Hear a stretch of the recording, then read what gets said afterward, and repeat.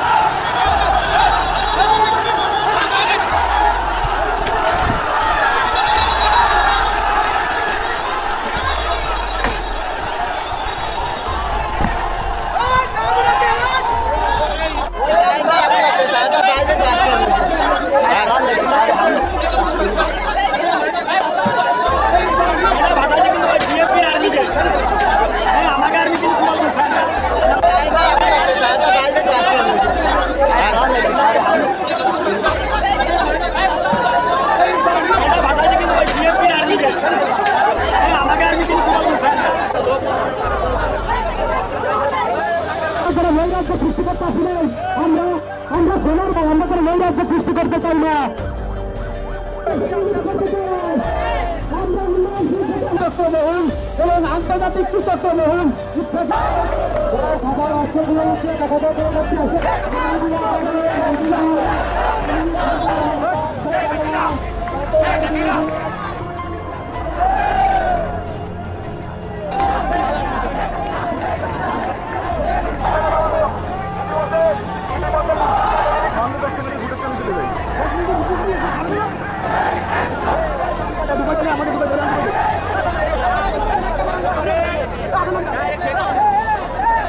গোপালগঞ্জের শরীফ পাড়ায়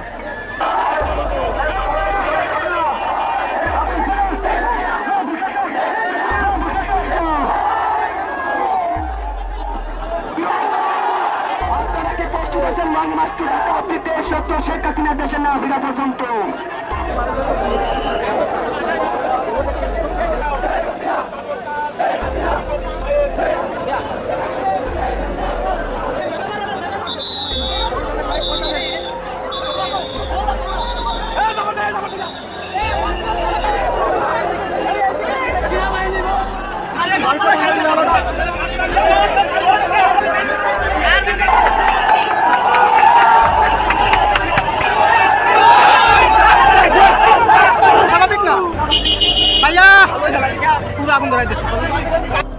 এপারে ভারত, ওপারে বাংলাদেশ, মাঝে নো ম্যানস ল্যান্ড।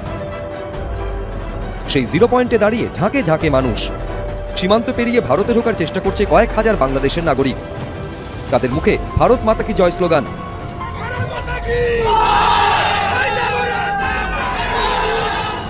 জলপাইগুড়ির বেরুবাড়ির পর এবার কোচবিহারের শীতলকুচি, আবার সেই এক ছবি। সীমান্তে ওপারে হাজার হাজার মানুষের ভিড়। শীতলকুচির পাঠানটুলির ওপারে বাংলাদেশের লালমনিরহাটের গোতামারি গ্রাম।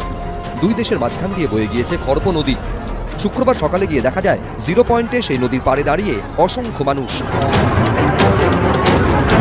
অনেকেই নেমে পড়েছেন নদীতে। এপারে ঢোকার চেষ্টা করছেন তারা।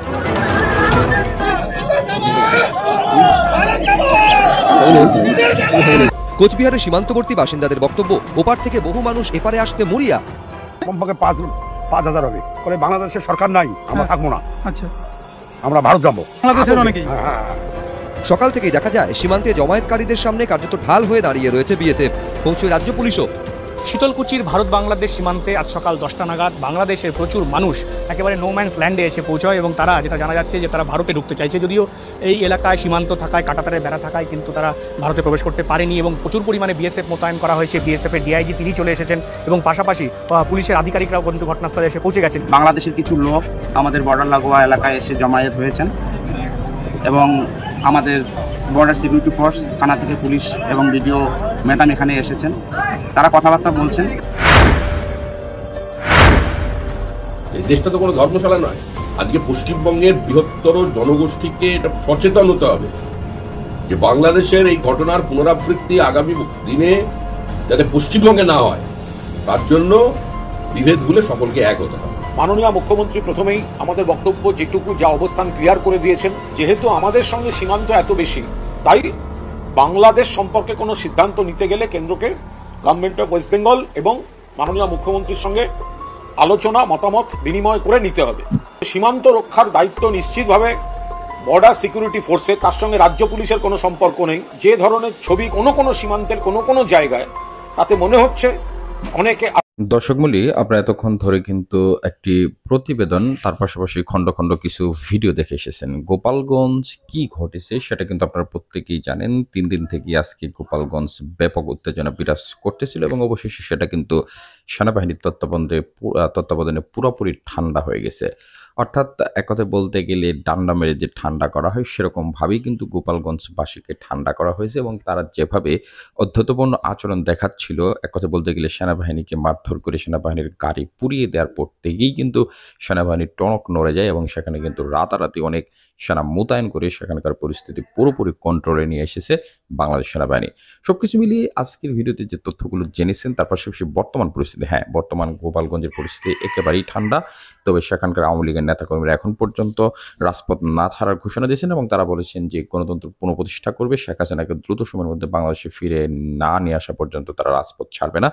এবং তারা কিন্তু এক কথায় বলতে গেলে গোপালগঞ্জের মানুষ যেভাবে রাস্তায় নামে, দেশীয় অস্ত্র সহ লাঠি সোটা ছাড়া কেউই রাস্তায় নামে না। সবকিছু মিলিয়ে সেখানকার পরিস্থিতি ঠান্ডা হলেও সেনাবাহিনী ওখান থেকে চলে আসলেই কিন্তু আবারও উত্তপ্ত হওয়ার সম্ভাবনা রয়েছে। এবং আপনারা জানেন যে পুলিশ প্রশাসন বর্তমানে কিন্তু অনেক থানাতেই স্বল্প পরিসরে কার্যক্রম চললেও বেশিরভাগ থানায় কিন্তু এখন পর্যন্ত পর্যাপ্ত পুলিশ নেই, যার ফলশ্রুতিতে কিন্তু এই ধরনের ঘটনা আরও বাড়ার আশঙ্কা রয়েছে। তবে আশা করা যাচ্ছে যে দ্রুত সময়ের মধ্যেই পুলিশ প্রশাসন আবারও সরব হয়ে আসবে এবং সারা দেশব্যাপী তারা যে কার্যক্রম তাদের, সেটা কিন্তু ইতিমধ্যে পরিচালনা করা শুরু করবে। বিশেষ করে ট্রাফিক যারা ছাত্ররা কিন্তু এতদিন ট্রাফিকের দায়িত্ব পালন করতেছিল এবং আজ কিন্তু আনুষ্ঠানিকভাবে ঘোষণা দিয়েই ডিএমপিতে আপনারা দেখেছেন যে ট্রাফিক সার্জেন্ট থেকে শুরু করে কনস্টেবল তারা কিন্তু রাস্তায় নেমে গেছেন এবং তারা আশাবাদ ব্যক্ত করেছেন যে তারা আগের ভুল থেকে শিক্ষা নিয়ে জনগণের পাশে থাকার, জনগণের পুলিশ হওয়ার চেষ্টা করবেন এবং সেই চেষ্টায় তারা কাজ করে যাবেন, এই প্রত্যাশা কিন্তু তারা ব্যক্ত করেছেন। তো দর্শক মূল্যে আপনাদের উচিত হবে পুলিশকে সহায়তা করা, তাদের অতীতের ভুল থেকে তারা অবশ্যই শিক্ষা নেবে এবং তারা যদি শিক্ষা না নেয় তাহলে আপনারা দেখেইছেন এবার যে পুলিশের কি একটা পরিণত হয়েছিল। সবকিছু মিলে এই বিষয়গুলোতে আপনার মূল্যবান মন্তব্য অবশ্যই কমেন্ট বক্সে লিখে জানাবেন। আর পরবর্তী আপডেট পেতে যারা এখন পর্যন্ত আমাদের এই চ্যানেলটিকে সাবস্ক্রাইব করেননি, চ্যানেলটিকে সাবস্ক্রাইব করে পাশে থাকা বেল আইকনটি বাজিয়ে সাথে থাকবেন। ধন্যবাদ সবাইকে। আসসালামু আলাইকুম।